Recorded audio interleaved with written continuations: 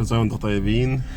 طيب انا مش هقول انه يعني يا شباب ما تشربوش بقى حشيش وبيرة والكلام ده في ليلة العيد والكلام ده، وما بوظوش رمضان، ويا بنات ما تنزلوش لابسين مكياج ولبس ضيق والكلام ده.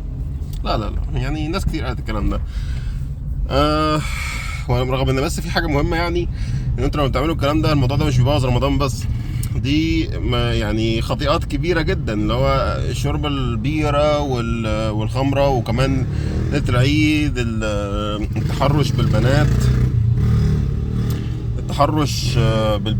وبقى التزاحم مع البنات، انتوا عارفين يعني، فانا مش هقول الكلام ده كله. انا بس كل اللي هقوله لو سمحت، الشله اللي بتخليك تعمل الكلام ده غلط ابعد عنها، لان هي مش بس هتبوظك في العيد، هتبوظك في كل وقت.